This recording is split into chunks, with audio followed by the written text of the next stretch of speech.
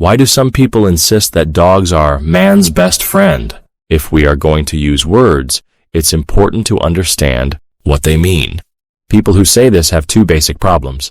For starters, they are using the word friend in a rather idiosyncratic manner. Secondly, they overlook the fact that a significant percentage of people don't care for dogs at all and would consider them the opposite of an ally and would never seek one for companionship. A big lie, from the German große Lüge, is a widely used propaganda technique. The basic idea is that if you tell a lie big enough and often enough, people will eventually accept it as true. As has already been established, dogs are not some universal ally to humanity, far from it. But where does this bizarre idea come from? So where did all this come from? You ain't nothing but a hound dog, been snooping around my door. You ain't nothing but a hound dog, been snooping around my door. You can wag your tail, but I ain't gonna feed you no more. Despite how often it is said that dogs have been companions to humans for tens of thousands of years, and all the rest of it, dogs themselves reveal their true nature to us all the time. However, this claim that dogs are an ally to our entire species is further undermined by the simple fact that only certain people are fond of dogs. The dog which you consider your best friend will obviously be hostile to others. To those people, your dog is anything but a friend. Historically speaking, the term man's best friend itself is not even that old. The popularity, though not the origin, of the phrase man's best friend came from an attorney who was attempting to inflate the worth of a dead dog to get a $100 settlement. A Smithsonian Magazine entry titled "Dogs and Humans Didn't Become Best Friends Overnight" sheds some light on this as well. But if we're going to keep it real, the article should probably actually be titled "Dogs and Humans Didn't Become Best Friends at All." And I quote, "First we ate and feared them, a new isotope analysis reveals." But I mean really, do we actually need an isotope analysis to tell us something we can easily infer? It is highly unlikely that early humans ran around saying or thinking obviously untrue and asinine things about the nature of their relationship with dogs. The article also states the following. New research on ancient canine remains shows that the relationship between dogs and humans didn't develop overnight. For long periods of time, humans lived in tension with them, often eating them and skinning them for their pelts. This was a relationship of necessity and convenience. I personally find it a little odd that they wouldn't make any mention of the fact that these proto-dogs and earlier versions of the mutant mutts we see today would also have been attacking our ancient forebears. The oldest identifiable dog fossils were found in what is now Germany around 15,000 years ago. Dog defenders are constantly bringing up how we've supposedly been in this sacred, super special, and near eternal relationship with dogs. But even if it's true that dogs have been around humans for thousands of years, what's obvious is that dogs will never evolve to the point where they actually fit in with us. Don't seek to attack us at every turn and cease causing problems for people in general. Obviously, that will never happen. Dogs don't even make good pets. Perhaps a subject for a separate video presentation. To quote a relevant internet comment, Dogs may be man's best friend in modern-day affluent westernized societies, but they weren't always. For centuries, if not millennia, they were mainly wild animals that roamed human settlements, eating scraps and leftovers, fighting with each other, and spreading diseases. This is still the case in some places. Or they were animals kept for working, such as shepherd dogs. Domesticated, friendly, clean puppies are a relatively recent phenomenon, and expressions like the ones you mention hail back to a time when dogs were certainly not man's best friend. to quote another relevant comment, In many cultures, the dog is a very lowly regarded animal. In some religions, it is even seen as unclean. In medieval Europe, dogs were more or less parasites in the cities, unless they were the nobles' hounds. Yet where possible, they were used for the kind of slave labor you wouldn't usually let a human do, or just when you had no human available. Example given, pull carts, run treadmills, etc. Since they bred well by themselves, they were replaceable, so it was no problem to work them to death. Historically, dogs were primarily treated as objects and instruments for most of their unnatural existence. As useful as they are said to have been for hunting and farm work, dogs were not widely accepted as pets until the late Middle Ages. Since the beginning of their domestication, dogs have served man in practical, exploitative, and sometimes touching ways. Tibetan monks inscribed prayers on pieces of parchment, which they then placed in a prayer wheel. Dogs were employed to run on a treadmill to spin the wheel, keeping the prayers, so the monks believed, in a constant state of being said. Similarly, in Europe, dogs ran in treadmill cages to turn roasting spits. Other household duties were churning butter and raising buckets of water from wells. Hitched to a cart, the dog was one of the first door-to-door delivery services for bread, milk, and vegetables in Europe and America. One of the earliest types of working dog in the United States was the railway dog, trained to keep the right-of-way clear of sheep and, not so widely publicized, of hobos trying to clamber aboard. War dogs have served man for as long as sheepdogs, and both are used to this day. Now, let's go back to dogs being perfectly willing to eat their owner's remains. It is generally recognized that dogs are more than happy to feast on corpses, including that of their owners. There is also historical evidence that this has been widely acknowledged for a long time, as it is an obvious fact. In a Slate article titled, "Would Your Dog Eat Your Dead Body?" there is a question. Quote, "After a Canadian couple died in their rural Saskatchewan home, their 7 dogs subsisted for more than a week by eating their remains. So, is the folk wisdom that a cat will gladly eat its dead owner, but a dog would sooner starve, just bunk? The answer is as follows. Dogs are perfectly willing to eat human corpses, and there's no evidence that they treat their masters differently than any other dead body. Many cultures consider dogs unclean precisely because of their tendency to scavenge our remains. In the Iliad, Homer makes 9 references to dogs eating dead bodies. Dogs consumed the body of Jezebel, a princess in the Old Testament, after her defenestration. There is evidence that ancient Romans considered the low-hanging cross a crueler form of crucifixion than the high version, because it enabled dogs to rip the body apart. Some Muslim communities in East Africa revile dogs because they believe that canines ate the body of the Prophet Muhammad. Modern dogs exhibit the same behavior, and many have eaten their fallen masters. There have been several news stories of dogs scavenging family members, and other cases go unreported in the press.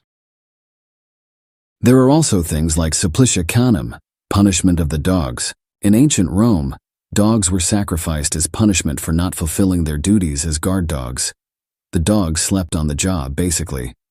This is another example of dogs being used as tools rather than being friends. Cry havoc, and let loose the dogs of war, that this foul deed shall smell above the earth with carrion men, groaning for burial. William Shakespeare. Then, there is this particularly ugly and embarrassing fact about the history of dogs. War dogs, slave-catching dogs, and dogs used in endeavors like the conquest of the New World, and conquest in general. These dogs were the allies of certain men, but they were certainly not loyal or loving towards the men and women they chased, tore apart, and tormented. In general, dogs have an extensive history of use as tools of oppression, subjugation, and terror as well. This point is often completely lost on dognut ideologues. But if dogs were truly our best friends, particularly in some weird inherent and universal way, it would be impossible for any human to utilize them in this fashion, period. If dogs truly loved our species, they would not have it in them to inflict such carnage upon us. It wouldn't matter if humans trained them to or not. They would be unwilling or incapable of hurting their supposed friend. Dognutters today often seem to believe that dogs are on a par with humans, but do they actually view them as our equals?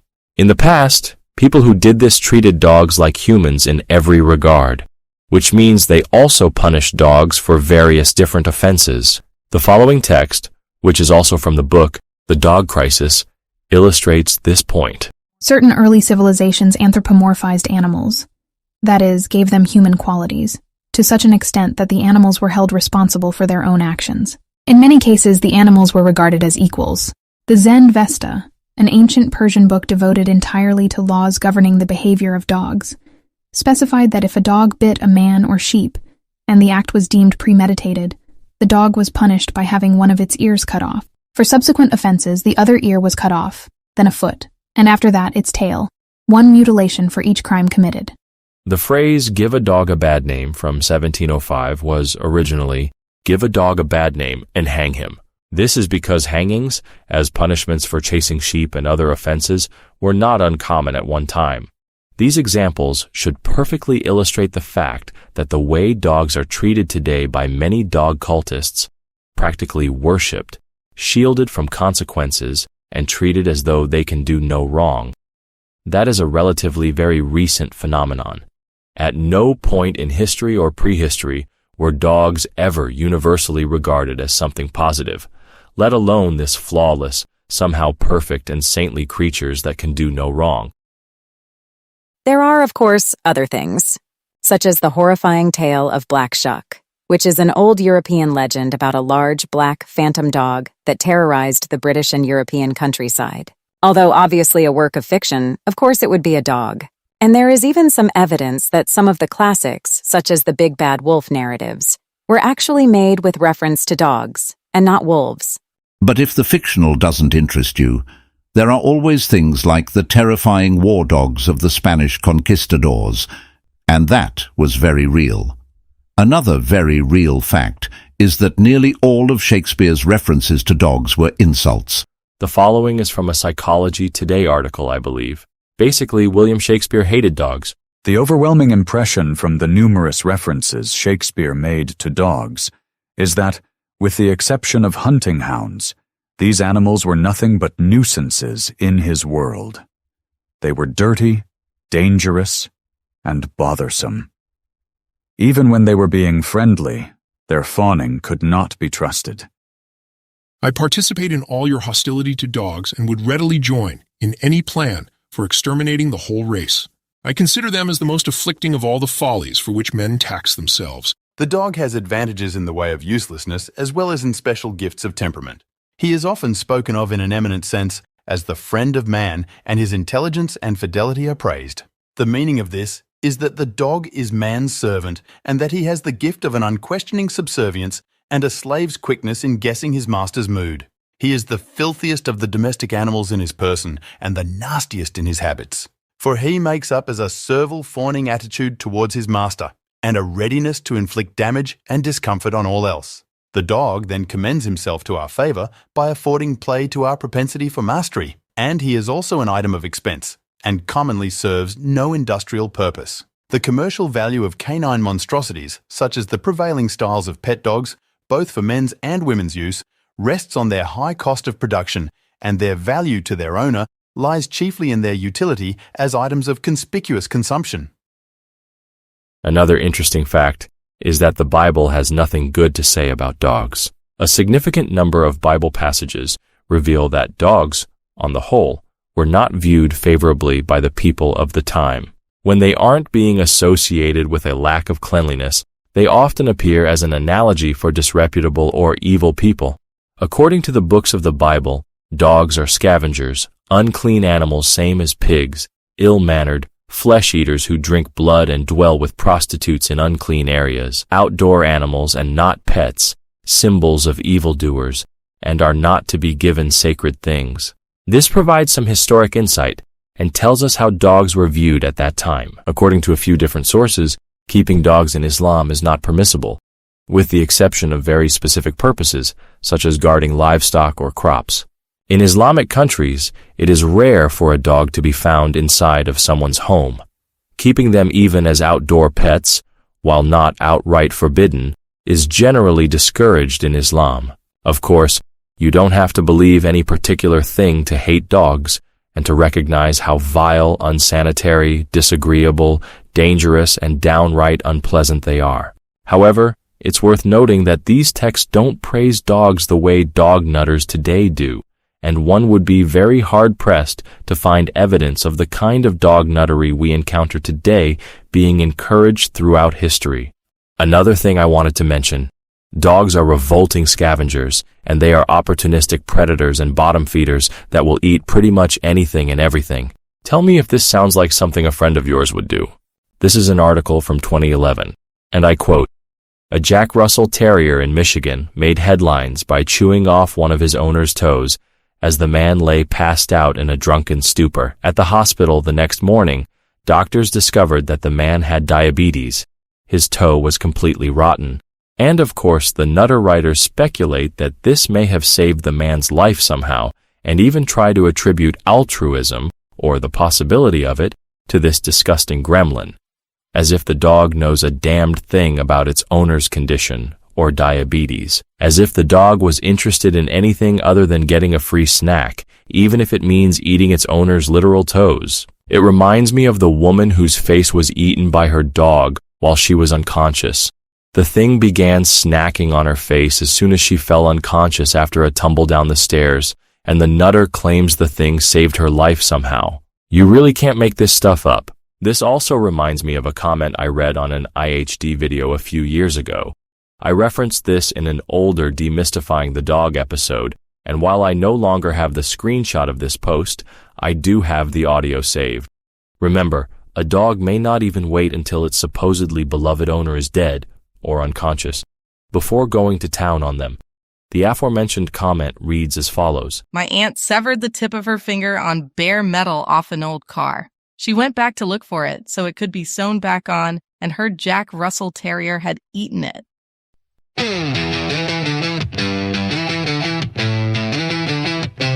It tries to come up to me. You'll say it wants to play. I want that about as much as a dog wants fleas. When it bites a kid, you say it was afraid. I say keep that beast away, it spreads disease. Another fatal moment on the news. Man's best friend strikes again. Another ruined day where a dog intrudes. Man's best friend strikes again. This does not sound like a friend to me.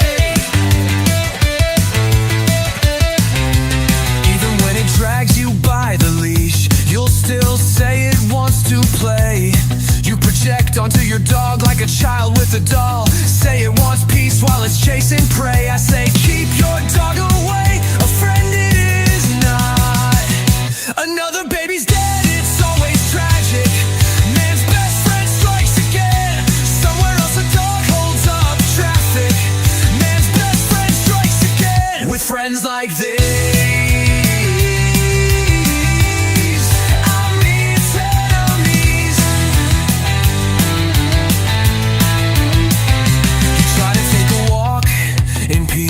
man's best friend has other ideas. You take your date on the beach, but man's worst fiend will quickly reach. At least keep that leash at home, it wrecks the peace. Another couple fights because of Fido. Man's best friend strikes again. Another ruined night, no need to guess why though. Man's best friend strikes again. One more.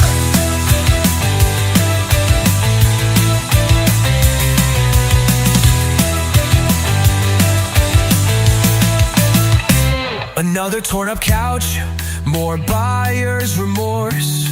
Man's best friend strikes again. Your roommate or your spouse says no more. Man's best friend strikes again. This does not sound like a friend.